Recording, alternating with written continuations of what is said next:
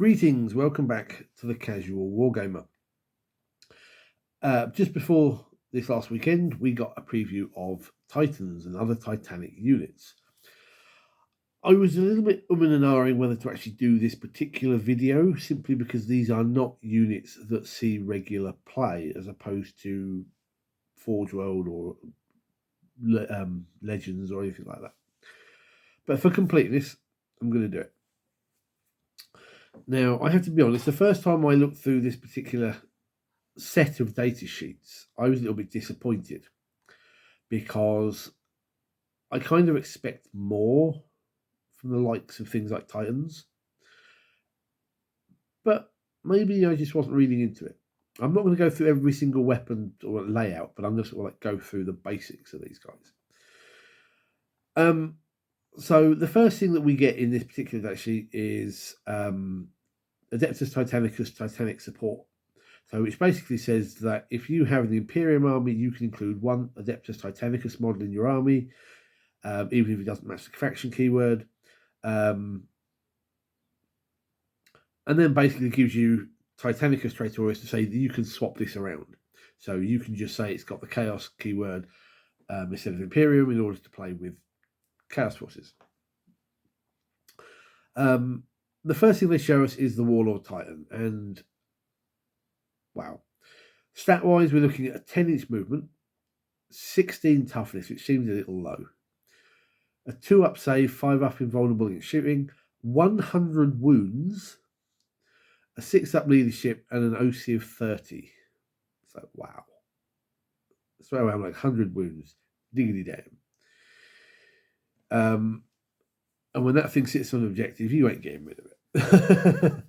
Although, oddly, I find it rather bizarre to think that Battle Shock could reduce it to 0 OC. So basically, special rules for this. The Deadly Demise is impressive. It's 2d6 plus 6. It has Striding Colossus, so each time you target this model with a stratagem, you have to spend 4 times the cost to do so. Okay, so this isn't doing an awful lot. You're not going to be overwatching with Warlord Titans. And Wrath of the Omnissiah. In the shooting phase, after this model is shot, select one enemy unit hit by one or more of those attacks, and they must make a battle shot test. Great. And its stats slightly degrade when it hits 33 wounds. Okay, so there are a lot of weapon options potentially here. And initially I looked at this and I had this knee-jerk reaction of going, well, actually, that's really crap. Because they're like 2 damage, d6 plus 1, 2 damage, 3 damage, 6 damage, 5 damage. There's an 8 damage off of the Plasma Annihilator supercharged. The only one that feels like a Titan weapon is the Bellicose Volcano Cannon, which is 18 damage. And even then I'm thinking, so you're going to need, what, 5, 6 of those to take down another Titan? And they have some crazy ranges. You've got 200-inch range, 120-inch range, 280-inch range on the Mori Quake Cannon. It's like, oh my word.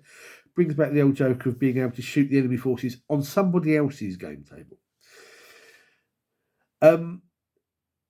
But the damage may not be high. And the AP is, for the most part, -2s, -3s. There are some 4s and 5s. The strengths are high, but it's the number of shots.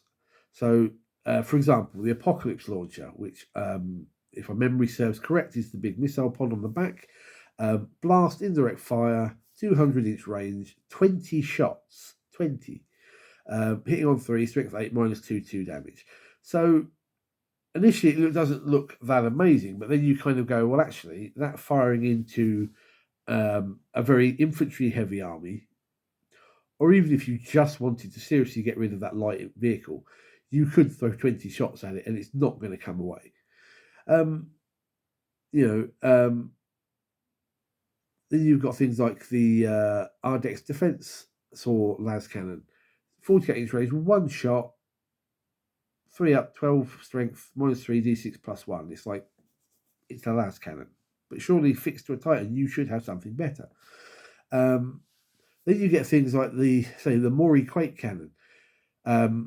3d6 shots. The Sun Fury Plasma, whether you standard or supercharge it, is 2d6 plus 6. So there's a lot of shots coming out, and a lot of range that can potentially shoot anywhere on the table, which is really, really silly. But I don't know. I just came away feeling that this doesn't really feel Titany. I expect, I expected the strength and the AP to be, well, the AP is probably not so bad on this, but the strength and the damage kind of feel really light to me. To me, if a Warlord Titan points a gun at a Land Raider, that Land Raider should be just removed off the table, sort of thing. For melee attacks, you get your Warlord feat, which you kind of expect, and the Ariok Power Claw, which has 2 modes, strike and sweep. I will do this. I know I wasn't going to go through all the stats, but that's the primary preview in this. I'm going to sort of do it here. If you strike, it's 6 attacks, hitting on 4, strength 20, AP -4, 24 damage. That feels like a Titan attack. That's not coming out of this smack. But you still need to hit 5 times with that to take out a Titan. With the sweep, it's 12 attacks, hitting on 4, strength 12, AP -3, 8 damage. Good for, again, clearing away the little things. I don't know.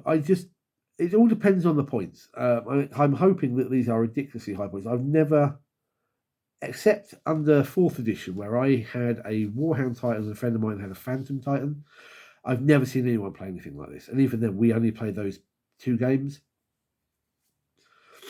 They're just too big and breakable to field in a normal 40k game. If you can play a suitably big Apocalypse style game, then yeah, maybe they're perfectly fine. But I can't see people taking these.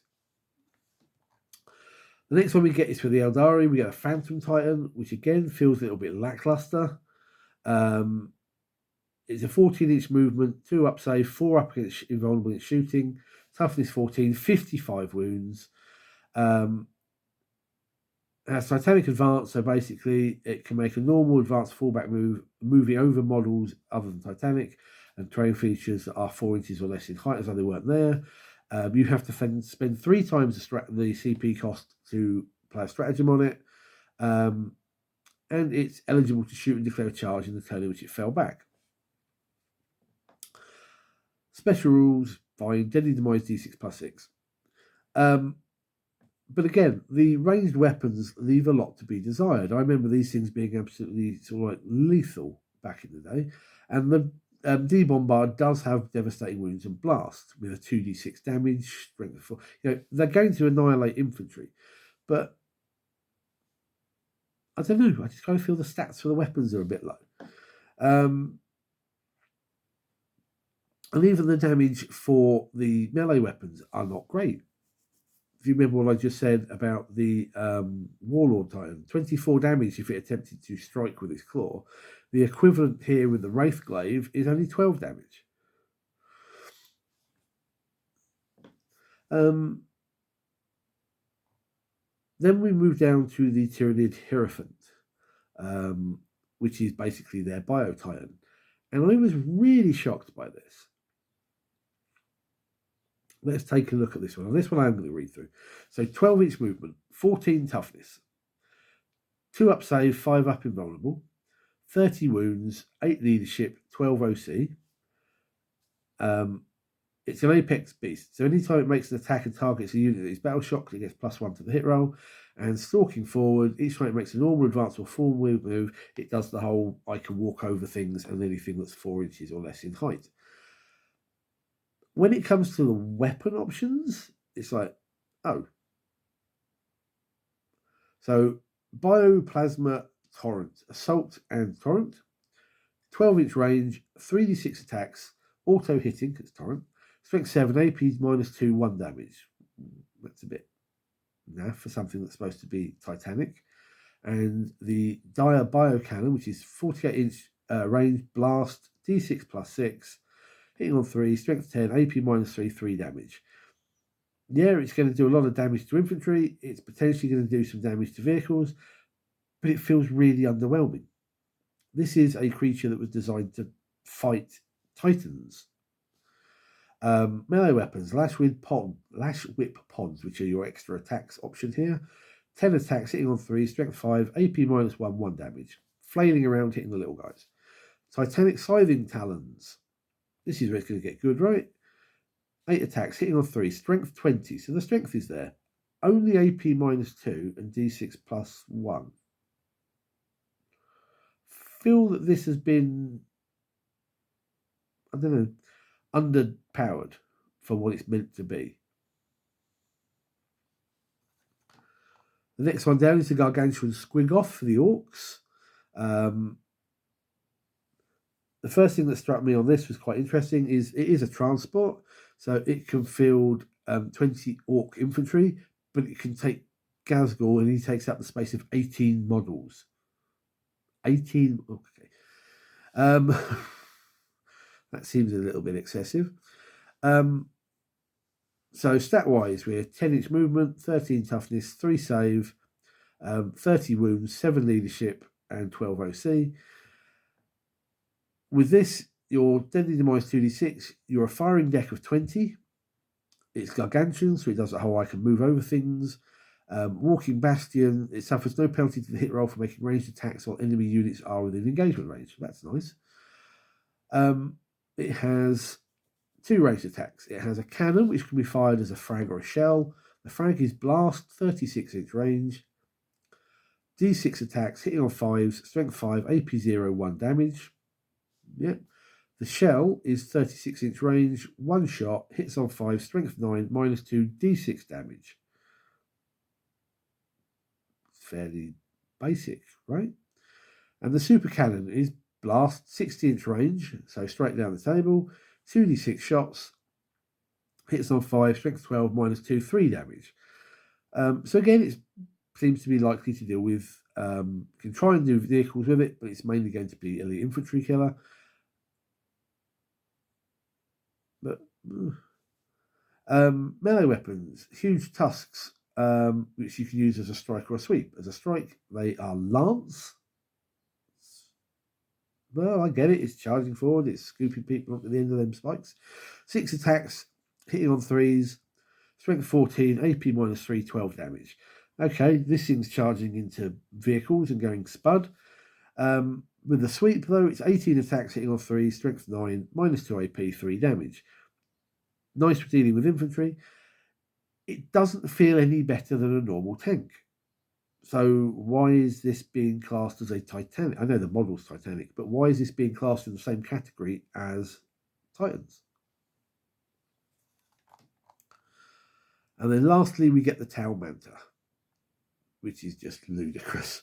The model's massive. It's massively overpriced. I think last time I went to get Warhammer World in their Forge World shop, it was like £1,000 to buy one of these. It's just like, what the Anyway, so it's an aircraft. So it has a movement speed of 20 plus, toughness 14, 2 up save, 5 invulnerable, 60 wounds, 7 leadership, and cannot hold objectives. With a variety of guns that have long range, a lot of shots. The long-barreled burst cannon array has 32 shots, but they're only BS4, strength 6, -1 AP, 1 damage. So it's trying to spud squads of infantry, but it kind of feels like a little excessive, whereas everything else, the only decent strength weapons really are the heavy rail cannon, as you would expect, and the Seeker missile, which is once per battle. And then it interests me that they've given the plane armoured hull, so it can try and basically ram into you, which you don't do with planes. It has an aircast Colossus, which means you have to spend 3 times the CP to use a stratagem. And it has aggressive deployment in your shooting phase. After this model is shot, select one enemy unit hit by one or more of those attacks to the end of the phase. Each time a friendly model that disembarks from this transport this turn makes an attack. If it targets that enemy unit, you can reroll the wound roll. That's nice, because this thing carries like 200 infantry or 8 battlesuits. And those are the previews that they gave us in the Titan block. As I said at the beginning, I'm a little disappointed by this. I really expected these units to be, even under a new edition, to be massively better than this. I know they're not things you're likely to see, although depending on points, the Hierophant and the Squigoth you might see in regular games because they don't feel overly strong. You're just going to need a very high pointing game to play them. But the Titans, I've kind of felt a little bit disappointed. But then they're not likely to be something that I'm going to face on the tabletop, so it doesn't bother me one way or the other. They're more there for collectors to buy and build, paint the models, rather than something that's going to be fielded. So what were your thoughts? Did you think this was a good preview, or were you likewise disappointed with what you saw? Let me know in the comments down below. Give me a thumbs up, please, and hit the subscribe button because it will help the channel. And until next time, take care, guys. Good gaming.